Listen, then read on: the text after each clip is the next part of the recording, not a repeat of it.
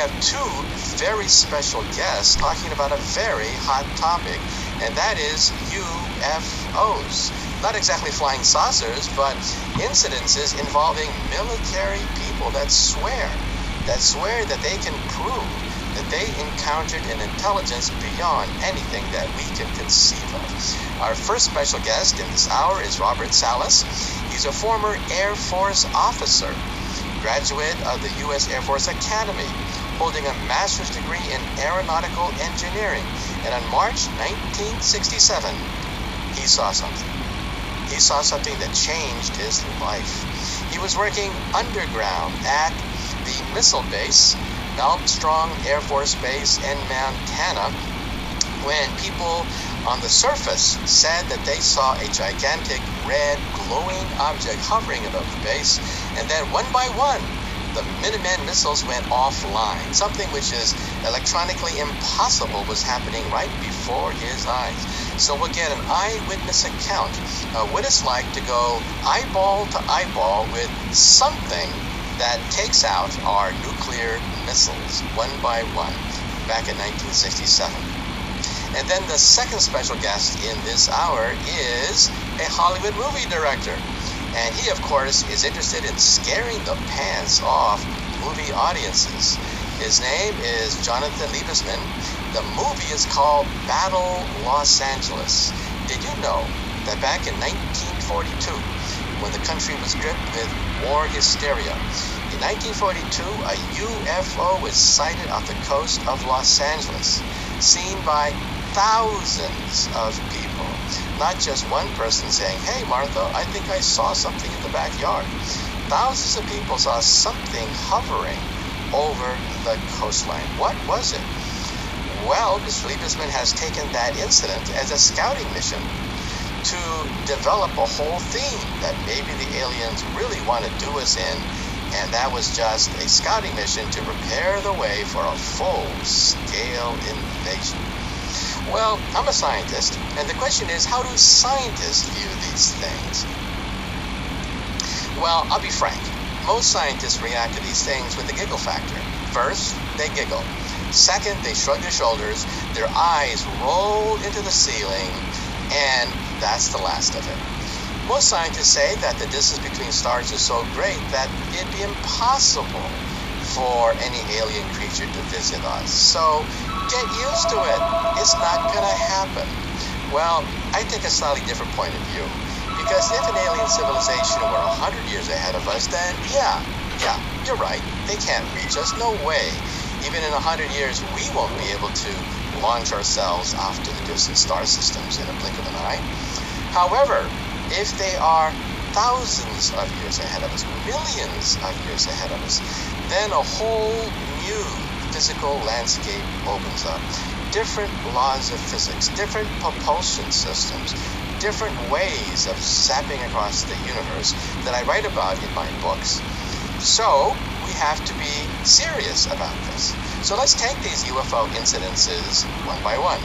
95% of the UFO incidences can in fact be explained with natural causes.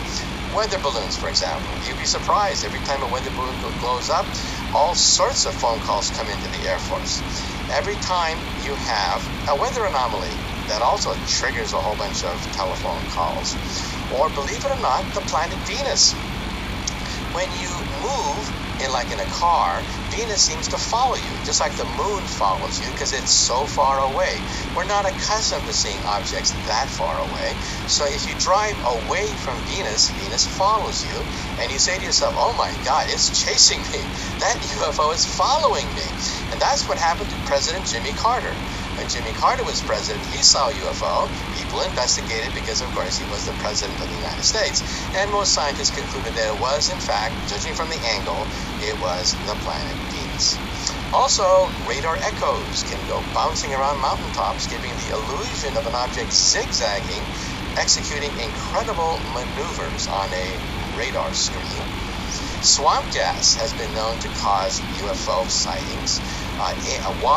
It turns out if you have a swamp, hot air will rise, be trapped by a temperature inversion. It can actually slightly luminesce and give out smaller pockets of gas. It looks like the mothership giving birth to little baby ships, in fact. So we have quite a few reasons for believing they could be natural. Every time there's a meteor shower, every time there's a meteor racing across the night sky, hundreds of people call the telephone saying, I saw a UFO, when in fact it was nothing but a garden variety meteor streaking across the sky. However, 5% of the sightings, well, 5% of the sightings give you the willies. These are the hardest to dismiss. These are the incidences involving multiple modes by multiple sightings. In other words, not just one person, not just one telescope, not just one way of looking at it, but scores of individuals in the air, on the ground, with multiple methods, including radar and visual sighting. And there are three such incidences that are really hard to debunk, even if you think they're all junk. Even if you want to debunk them, there are three incidences which are really hard to explain. One is the JAL incident, happened in the 80s, where a Japan airliner went across the coastline of Alaska. The pilots saw something. It was a glowing disc, like all these sightings. It was seen by radar. It was seen by several people in the airplane.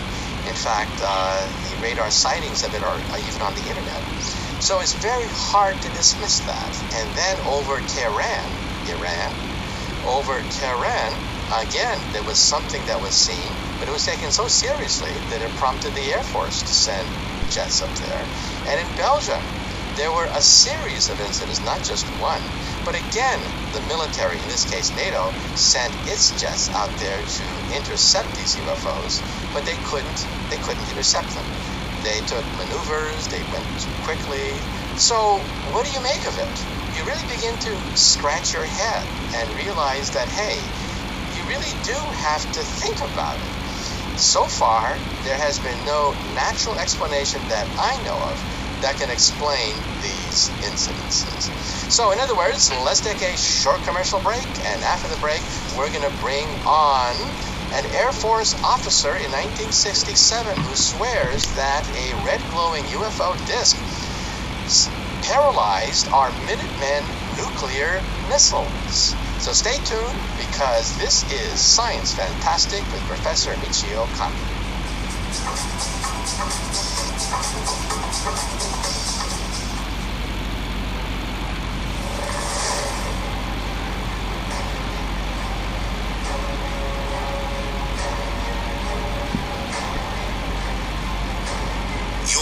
Science Fantastic with Professor Michio Kaku. Welcome back to Science Fantastic with Professor Michio Kaku. In today's program, we're going to be talking about UFOs, not the kind of flying saucers that people see in their backyards, but UFOs that maybe, just perhaps, influenced our nuclear weapons program. In fact, our special guest today is a former Air Force officer, Robert Salas. He's a graduate of the U.S. Air Force Academy, holds a master's degree in aerospace engineering, and in March of 1967, something happened at the Malmstrom Air Force Base in Montana, where he had responsibility for a battery of nuclear-armed Minutemen missiles. And according to one report, well, the facility seemed to be shut down. Things that are, well, impossible seem to be happening right before their eyes. So again, this is just not somebody saying, I saw something hovering over my backyard. Well, maybe something did or did not hover over someone's backyard. We're talking about a Minuteman missile base, not one, but perhaps several such incidences. And with us today is Mr. Salas, who will talk to us about his book. His book is called Faded Giant, that he wrote with James Klotz about the 1967 Malmstrom incident. So, Robert, glad you could be on Science Fantastic. I'm very happy to be on with you, Professor Kaku. It's an honor. Okay, well, let's take us back now to March 1967. You're working at the night shift at the DMCCC as missile launch officer in charge at the Malmstrom Air Force Base in Montana. Now, Tell us what happened. Basically what happened is I was on duty at Oscar Flight. It's a location about 100 miles east of Great Falls, Montana. I get, I'm underground. I'm underground about 60 feet in an enclosed capsule. We have about 4 to 6 guards upstairs, and first call I get from the top guard is that they're seeing some strange lights in the sky, making very strange maneuvers, going very, very fast, stopping on a dime, reversing direction, things like that. And he's certain they're not aircraft, and so he wanted to report it, and I didn't quite know how to handle the report. I just kind of dismissed it, I think. And then about 5 minutes later, I get another call, and this time he's screaming into the phone. He's very frightened. He's got all his guards up there with their weapons out, and they're looking at a glowing red object about 30 feet diameter. It's a pulsating colored light, and he wanted me to tell him what to do next. So I think I told him to make sure the outer perimeter was secure, that nothing loose did come in, and we ended the conversation, and I went to tell my commander, who was down the captain with me. There were just 2 of us down there, about the phone calls, and then as I was telling him, the missiles started going into what we call a no-go condition. In other words, they were unlaunchable, they were disabled, not operational, with this object still up there, hovering overhead. So we also had security violations.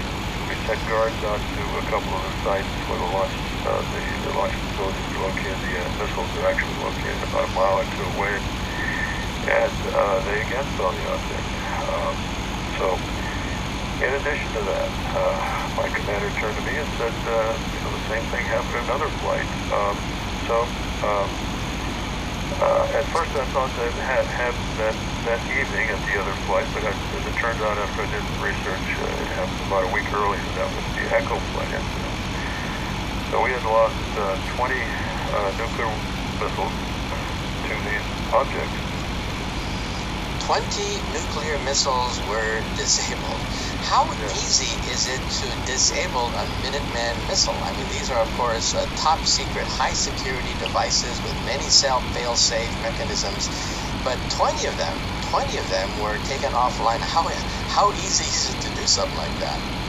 I would like to just read you, to answer that question, I'm just going to read you real quick from an official Air Force document. We have documents supporting this, by the way. I'll just read it. The opinion of the team, this is the investigative team, that looked at Echo Flight, was that external generated signals caused the generation of these 2 channels. They're talking about channel 9 and channel 12. Channel 9 was a guidance control system no-go, and channel 12 is logic coupler no-go. We have a way of querying the system, so they said that 2 channels had shut down and launched, so the possibility of this is very remote due to the fact that all 10 couplers would have to fail in a flight within a few seconds of each other. So this was, in their own words, a very remote possibility. Okay, so you were there in the night shift. People alert you that something is hovering over the base. One by one, the missile seems to be taken offline. Then what happens? What happens after that?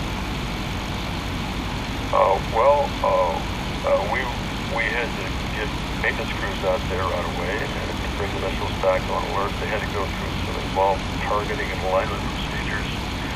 It took probably most of the day to get all the missiles back up. I think some of the missiles are still down, but we got relieved the next morning.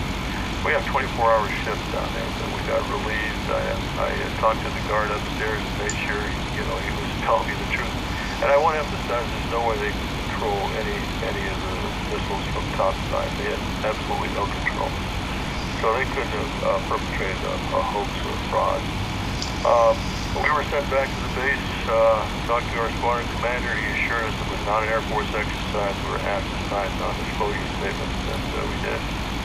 Never talked about it again to anyone until 1994. At that time, I saw a small paragraph in a book called The Bug Top Secret by Timothy Good. And in there, it talks about this was going down in Montana in 1967. And because of that, I filed a Freedom of Information request. Actually, my investigator, Jim Klotz, did that. And the Air Force said, well, we're going to declassify it for you and take it to documents. So they did. And at that point, I did start talking about it. Okay, and did the UFO simply take off after disabling the Minuteman missiles, or did it hover for a while? What happened to the UFO itself? Yeah, it took off. When I called back, sent guards out to the outlying missiles, launch facilities, because we had security alarms. I asked about the UFO, and it had taken off at high speed. Okay, now some people may say that, well, maybe it was just one or two drunken Air Force personnel that simply were whooping it up and saw flying elephants in the sky. So the question is, how many independent people were out there that actually had visual sighting of this object? In my case, I'd say at least 5. Roughly 5 people actually saw this hovering ball of light. Were you actually one of them? I mean, did you actually see this UFO yourself? No, I did not. We were required to stay underground for obvious reasons. We had controlled 10 nuclear missiles, and we were locked in. Why do I believe there is no way they could have perpetrated a hoax about this and timed it so that my missiles went down at the same time they reported this object. They have no controls up there, absolutely none, over our missiles. Okay, well, let's take a short commercial break, and after the break, we're going to continue the discussion of what happens when UFOs tamper with our nuclear missile sites. Once again, this is Science Fantastic with Professor Michio Kaku. The 24-hour hotline number is 866-323-2538. 24/7. You can make a call, ask a question, or make a comment. So stay tuned.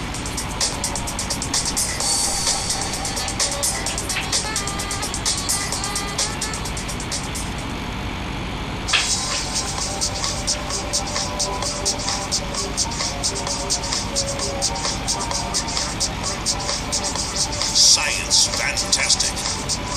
Welcome back to Science Fantastic with Professor Michio Kaku. Our special guest is Robert Salas, and we're talking about an incident that took place in March of 1967 when a UFO, in fact, a series of UFO incidences have taken place, but all of them involving the shutting down of our nuclear missile installations.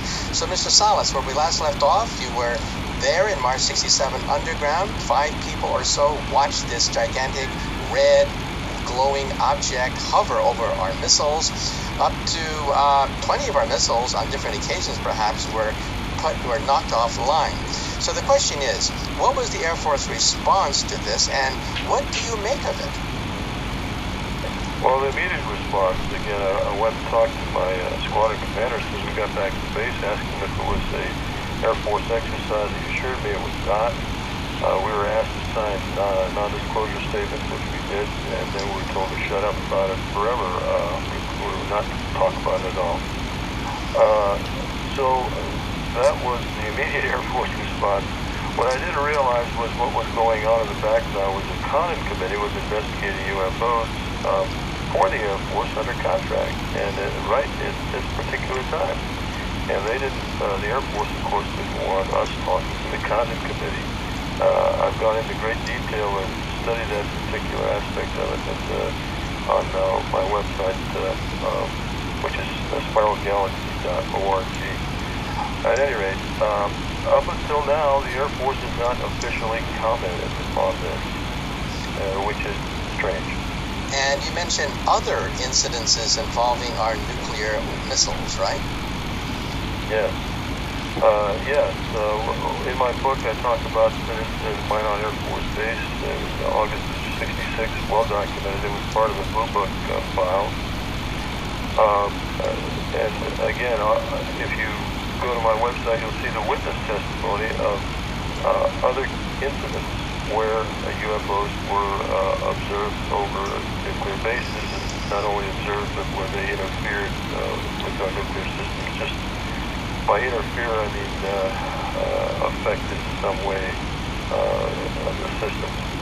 So what do you make of it? I understand that you're interested in nuclear disarmament as a consequence of this close encounter with this object. What do you make of it? Well, that's the conclusion I've drawn. It's just my speculation, and that's because there have been so many of these instances. I think Mr. Hastings, who was co-sponsor, has documented some 100 interviews that he's done with different military personnel where they've had UFOs fly over the nuclear base. And so I have to conclude that it was simply a message, get rid of your nukes, which I think is a good one. Okay. Well, once again, you've been listening to Robert Salas, a former Air Force officer, graduate of the U.S. Air Force Academy with a master's degree in aerospace engineering, who was right there at the 1967 Malmstrom Air Force Base, where something affected our nuclear missiles. Once again, this is